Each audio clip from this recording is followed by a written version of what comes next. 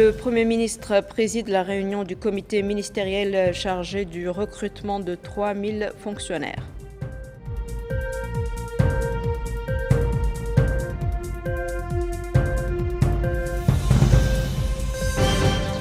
Le département de l'autonomisation des jeunes, de l'emploi, des sports et du service civique lance les activités de la Journée nationale de l'entrepreneuriat.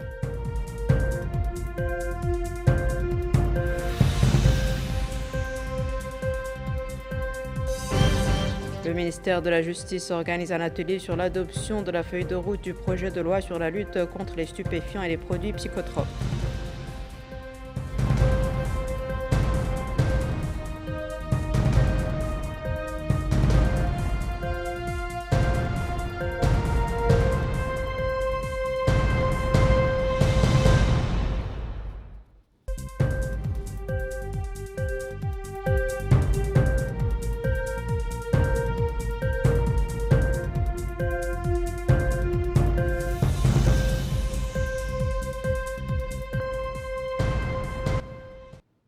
Bonsoir mesdames, mesdemoiselles et messieurs, merci de vous joindre à nous. Comme annoncé dans les titres, le Premier ministre, M. Mortar Ould-Diaye, a présidé la réunion du comité ministériel chargé du recrutement de 3000 fonctionnaires et contractuels de l'État.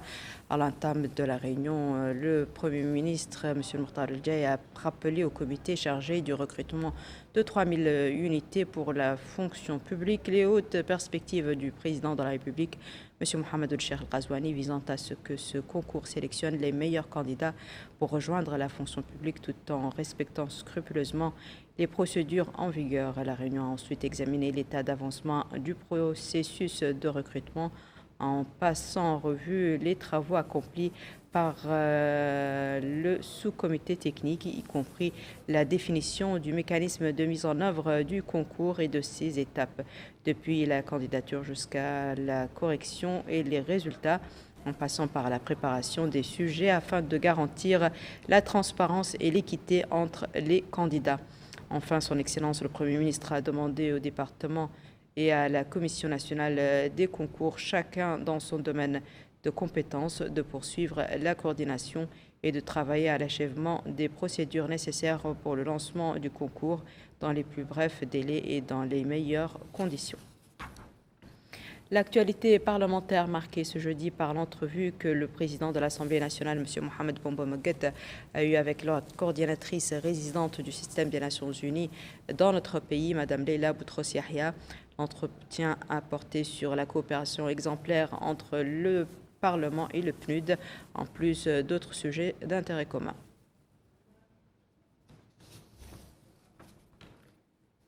Nous restons dans l'hémicycle qui a vu l'audition de 4 ministres par des députés. Il s'agit d'abord du ministre de la Justice et de son collègue de l'Agriculture et de la Souveraineté alimentaire qui ont répondu lors de 2 plénières distinctes aux questions de 2 députés, l'une relative à la remise d'un citoyen étranger à la justice de son pays condamné pour meurtre sur un citoyen mauritanien et l'autre concernant les protestations d'agriculteurs de Foumbelgleïta durant le mois de septembre dernier. C'est un récit de Bokar Bailaba. La question du député Isserkoud Abba, portée sur les médias locaux et internationaux, ayant rapporté ces derniers jours la remise de Yahya Cissé, un ressortissant malien condamné à mort après le meurtre d'un citoyen mauritanien dans la ville de Nouadhibou. Le député s'est interrogé sur les raisons de ce transfèrement. En réponse à la question, le ministre de la Justice, Mohamed Roussoïdat, a souligné les efforts et les programmes que le gouvernement s'efforce de mettre en œuvre dans le domaine de la coopération judiciaire, conformément aux hautes directives du président de la République, M. Mohamed Ould Cheikh Al-Ghazouani. Il a déclaré que le transfèrement des personnes condamnées en tant qu'aspect de la coopération judiciaire en matière pénale relève de 3 considérations interdépendantes: la souveraineté, la sécurité et l'humanitaire. Il a ajouté que notre pays a ratifié dans ce contexte de nombreux accords internationaux et régionaux et bilatéraux relatifs à la coopération judiciaire, l'extradition des criminels et au transfèrement des condamnés. Le ministre de la Justice a expliqué que la personne concernée est un citoyen malien condamné définitivement par le jugement numéro 171-2012 du 23 décembre 2012. Et l'affaire a été réexaminée sur une base juridique claire à savoir la constitution mauritanienne dont l'article 80 stipule que les traités et accords ratifiés ou approuvés priment sur le droit national. Mohamed Roussouidat a précisé que les conditions légales requises pour le transfèrement du citoyen malien étaient remplies et que les procédures en vigueur avaient été respectées. L'Assemblée nationale a également tenu une séance plénière consacrée à la question posée par la députée Kardjata Malik Diallo. Elle s'est interrogée sur les mesures prises par le gouvernement concernant les manifestations des agriculteurs de Foumouligleïta le 12 septembre dernier devant le siège de la société Sonader contre ce qu'ils qualifiaient d'expropriation de leurs terres agricoles au profit d'un projet de culture de canne à sucre. En réponse, le ministre de l'Agriculture et de la Souveraineté alimentaire, Sid Ahmed Lbou, a retracé l'historique du projet et ses différentes étapes, soulignant que l'État, afin de permettre aux agriculteurs et aux résidents d'utiliser au mieux les zones récupérées, a signé des accords avec les agriculteurs qui comportaient 3 conditions principales: utilisation optimale et régulière des parcelles de terrain, paiement de redevances et de sommes forfaitaires à la Sonader en échange de l'utilisation de l'eau et des engrais et l'affectation de ces zones à la riziculture. Le ministre a assuré que la position de l'État en matière d'agriculture est claire et vise à impliquer tous les acteurs de l'activité agricole. Et il a souligné que le pays souffre de la réticence des citoyens à s'engager dans l'agriculture. Il a souligné que la transition vers l'agriculture est une nécessité, non une option, et qu'elle s'inscrit pleinement dans les orientations du président de la République, M. Mohamed Roucher El Ghazouani. Le ministre de l'Agriculture et de la Souveraineté alimentaire a indiqué que l'État ne manquera pas à son engagement dans le cadre de l'accord de partenariat public-privé signé avec le groupe chargé de la mise en œuvre du projet. L'Assemblée nationale a par ailleurs suivi hier soir lors de 2 plénières les réponses des ministres de la Santé et de l'Équipement et des Transports aux questions de 2 députés portant sur le retard dans la construction de l'hôpital de Sélibabi ainsi que sur le non-paiement des gardes de nuit dans certains hôpitaux du pays. Aminata Khan revient sur ces 2 séances. Cette plénière présidée par le vice-président Hassan Cheikh Oulba est consacrée à la réponse du ministre de l'Équipement et des Transports à une question orale adressée au ministre par le député Mokhtar Ould Mohamed Limam. Le député a déclaré que le critère de qualité est resté le plus grand défaut de nos projets routiers malgré les réalisations récentes en matière de réhabilitation des routes et de construction de centaines de nouveaux kilomètres. S'interrogeant sur l'explication des défauts enregistrés dans les travaux en cours sur de nombreuses nouvelles routes et l'absence de finition ainsi que le manque de contrôle technique et de rigueur. En réponse aux interpellations du député, le ministre de l'Équipement et des Transports, M. Li Oulveirik, a affirmé que la réalisation des projets routiers est soumise à toutes les procédures en vigueur internationalement reconnues. Depuis la préparation des études techniques de la route, en passant par les cahiers des charges jusqu'au dossier d'appel d'offres. Ajoutons que le ministère contracte avec des bureaux internationaux de contrat et de suivi tenus de respecter les normes internationales à toutes les étapes de l'exécution, depuis l'approbation des études d'exécution, l'approbation des carrières et des matériaux utilisés tels que les pierres, le béton, le ciment avant le début du tout travail. Indiquant dans ce sens que l'organisme de contrôle est composé d'experts dans toutes les spécialités et que l'État les rémunère pour les services en plus du suivi par l'administration concernée du ministère pour garantir le respect des conditions et des contrats par les entrepreneurs et les bureaux avec la participation d'équipes d'ingénieurs.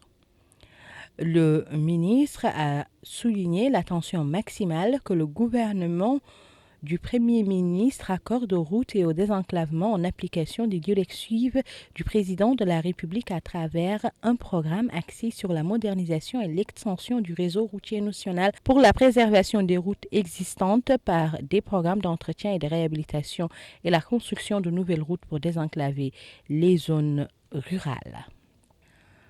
Le vice-président de l'Assemblée nationale a aussi présidé cette séance plénière consacrée à l'écoute des réponses du ministre de la Santé suite à une question qui lui a été adressée par le député Khali Mamadou Diallo.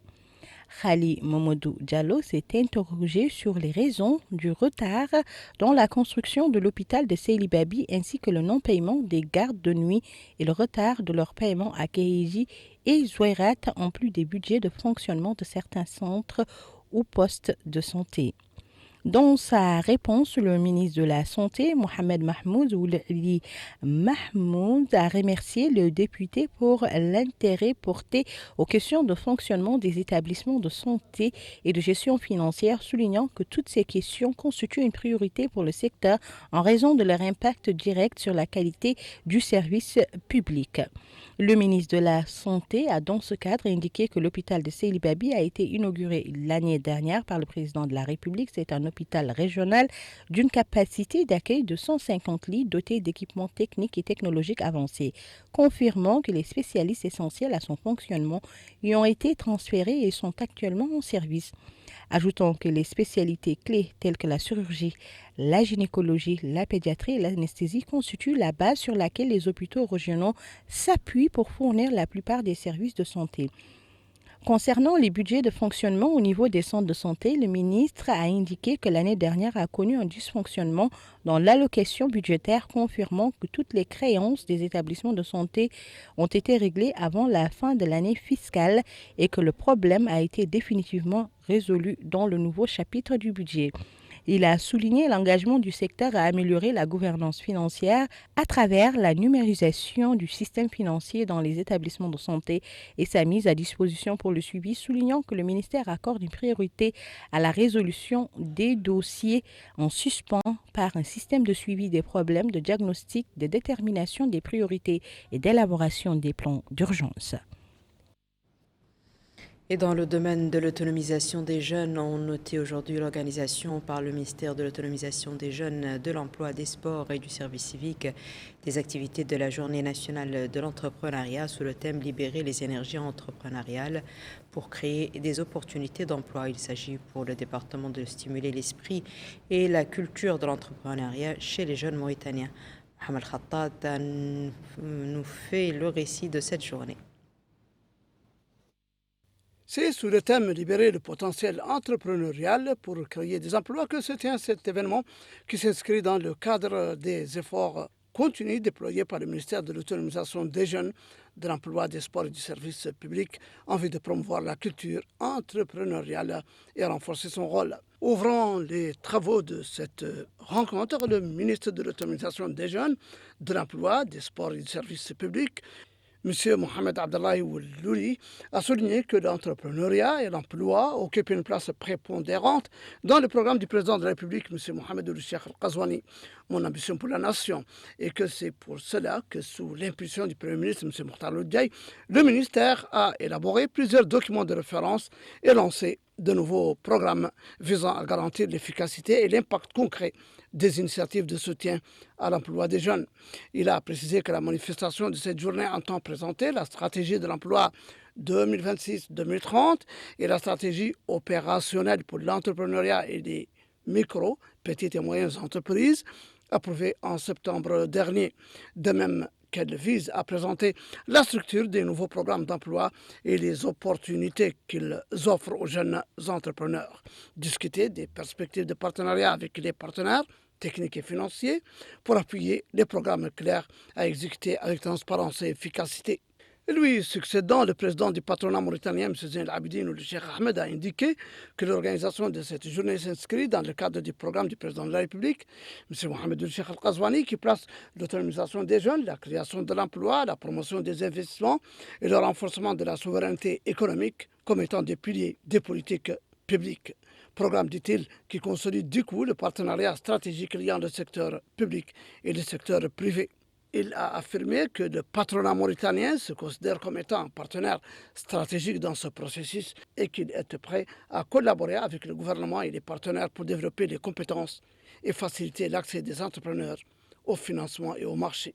De son côté, le directeur de l'Agence française de développement, M. Ignace Moncam Dafra, a déclaré. Alors, c'est dans ce cadre que, depuis plusieurs années, la France, via l'Agence française de développement, apporte son soutien au gouvernement mauritanien dans son effort de créer tout un dispositif entrepreneurial. Il faut noter que la journée a été marquée par plusieurs séances spécialisées abordant divers thèmes tels que l'exploitation des opportunités régionales, l'encouragement de l'entrepreneuriat chez les jeunes et les femmes, l'identification des secteurs prometteurs, entre autres. Au niveau de la justice, il était question aujourd'hui de l'adoption de la feuille de route du projet de loi sur la lutte contre les drogues et les produits psychotropes. L'atelier dont l'ouverture était présidée par la garde des Sceaux a été marqué par des présentations du projet de loi. C'est un récit de Memounalo. Renforcer le cadre juridique national en matière de lutte contre les drogues et les substances psychotropes. Tel est l'objectif de cet atelier consacré à la ratification du projet de loi y afférent. Dans son allocution, le ministre de la Justice, Mohamed Ould Soueidat, a souligné que cette approche fait de la protection de la société et de la lutte contre le crime organisé, notamment le trafic de stupéfiants, une priorité nationale. Il a ajouté que cet atelier revêt une importance particulière car il intervient à une étape décisive de l'examen de projet de loi, nécessitant un débat approfondi permettant de concilier dissuasion pénale, respect des droits et libertés, ainsi que le renforcement des mécanismes de répression, de traitement et de réinsertion dans une approche globale inspirée des meilleures pratiques internationales. Cet atelier, qui s'étale sur 3 jours, prévoit la présentation de plusieurs exposés consacrés au projet de loi, lequel vise à prévenir l'abus de drogue et de substances psychotropes, à sanctionner leur consommation et à lutter contre le trafic illicite de ces substances. On en vient à présent à la conférence de presse du gouvernement au cours de laquelle le ministre de la Culture, des Arts et de la Communication et des Relations avec le Parlement, porte-parole du gouvernement, et celui de la Justice ont commenté les résultats du Conseil des ministres et répondu aux interrogations des journalistes. C'est un compte-rendu de Fatima Tadé. Le gouvernement a présenté le bilan de son action pour l'année 2025 ainsi que ses perspectives pour l'année 2026. Selon le ministre de la Culture, des Arts, de la Communication et des Relations avec le Parlement, également porte-parole du gouvernement, ce bilan traduit concrètement le programme du président de la République, Mohamed Ould Ghazouani, intitulé « Mon ambition pour la patrie », structuré autour de 5 axes majeurs. Le ministre a précisé que cette présentation repose sur les niveaux de progrès enregistrés aussi bien en 2025 que depuis 2019. Elle permet au Premier ministre de rendre compte de l'action gouvernementale et de définir les orientations pour l'année à venir, renforçant ainsi la coordination entre les pouvoirs exécutifs et législatifs. Présenté de manière précise et chiffrée, ce bilan met en évidence des actes importants, notamment dans les domaines de l'éducation, de la santé, de l'eau et de l'énergie. Le porte-parole a toutefois souligné que le Premier ministre a adopté une approche responsable en reconnaissant certaines insuffisances, tout en affirmant que des mesures sont déjà engagées pour y remédier. Dans un autre registre, le ministre de la Justice a présenté, quant à lui, les conclusions de la dernière session du Conseil supérieur de la magistrature tenue en décembre 2025 sous la présidence du chef de l'État. Les travaux ont porté sur l'évaluation du fonctionnement du système judiciaire, les difficultés rencontrées et les mécanismes de mise en œuvre du document national de réforme et de développement de la justice. Plusieurs décisions ont été adoptées, dont des recommandations pour améliorer la performance judiciaire et renforcer la confiance des citoyens. À noter que des sessions ordinaires annuelles seront désormais organisées, tandis que de nouveaux magistrats ont été titularisés et recrutés. Une version actualisée du code d'éthique du juge a également été approuvée. L'actualité diplomatique est marquée hier par une soirée festive commémorant le 5e anniversaire de la création de l'Union des bureaux des colonies mauritaniennes dans le monde, en présence d'un parterre d'ambassadeurs accrédités en Mauritanie et des députés.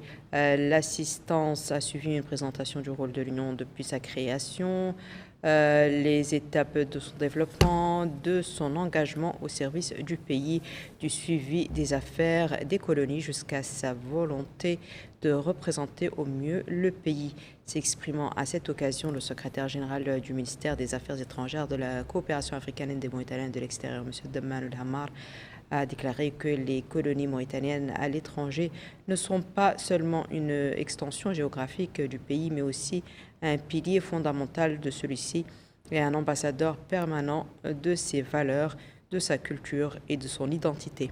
Pour sa part, le président de l'Union des bureaux des colonies mauritaniennes, M. Mokhtar El-Khalifa, a précisé que les colonies mauritaniennes à l'étranger ont représenté la Mauritanie à manière exemplaire, tout en préservant leur spécificité chinguetienne. C'est parti pour l'exposition Ramadan de vente des produits les plus consommés durant le mois béni du Ramadan. L'exposition organisée par l'Union mauritanienne des femmes entrepreneuses et commerçantes a été lancée ce jeudi par le secrétaire général du ministère du Commerce et du Tourisme dans le dessein d'offrir les produits alimentaires à des prix abordables. Bokar Baylaba. L'objectif de cette exposition est de permettre aux citoyens d'acquérir divers articles pour le mois béni du Ramadan, de haute qualité et à des prix abordables. Autre objectif, soutenir les femmes entrepreneurs et renforcer leur rôle dans l'activité économique. L'occasion pour le secrétaire général du ministère du Commerce et du Tourisme, Yahya Bouba Taleb, de déclarer que l'organisation de cette exposition s'inscrit dans le cadre des efforts nationaux visant à soutenir l'approvisionnement du marché et contribue à alléger le fardeau de la vie et améliorer le pouvoir d'achat des citoyens, notamment pendant cette période qui connaît une augmentation de la demande de produits alimentaires et articles. Il a souligné que cette initiative reflète le rôle croissant des femmes actives dans l'économie nationale en revitalisant l'activité économique. Autre allocution, c'est celle faite par la présidente de l'Union mauritanienne des femmes entrepreneurs et commerçantes, Mme Fatima Mekki, qui a déclaré que l'Union œuvre à défendre leurs droits et ouvrir de nouveaux horizons pour leur intégration dans le cycle économique. Elle a rappelé que l'Union compte plus de 1200 femmes actives dans le commerce, les services et l'entrepreneuriat. Et au terme des allocutions, la délégation est allée s'informer des stands de l'exposition. Sur place, elle a été édifiée sur la nature des produits et articles exposés. Ici à la télévision à la Mauritanie, la préparation du mois béni a été marquée par le lancement de la première phase de la compétition du Saint-Coran sous la supervision du directeur général, M. Abdallahi Ould Mohamed Lemine Salik. 426 concurrents mémorisant le Saint-Coran participant cette année à ce concours supervisé par un jury spécialisé dans les sciences du Coran qui sélectionnera les qualifiés pour la phase finale qui se déroulera durant le mois béni du Ramadan et qui sera couronnée par la remise de prix aux lauréats.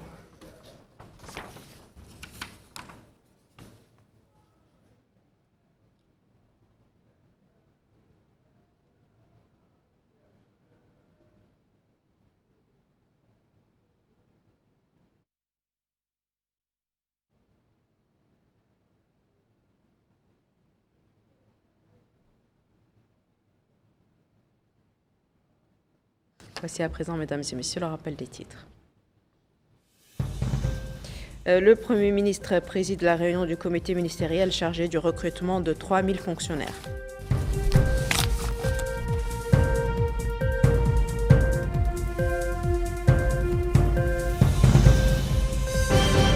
Le département de l'autonomisation des jeunes, de l'emploi, des sports et du service civique lance les activités de la Journée nationale de l'entrepreneuriat.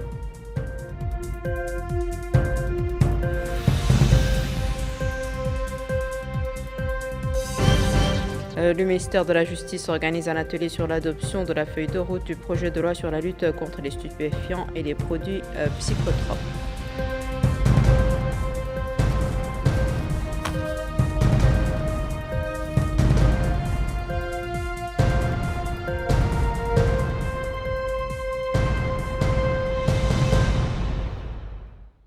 C'est la fin de ce journal, mesdames et messieurs. Merci à vous de nous avoir suivis. Merci de votre fidélité. On se retrouve demain à la même heure, Inch'Allah.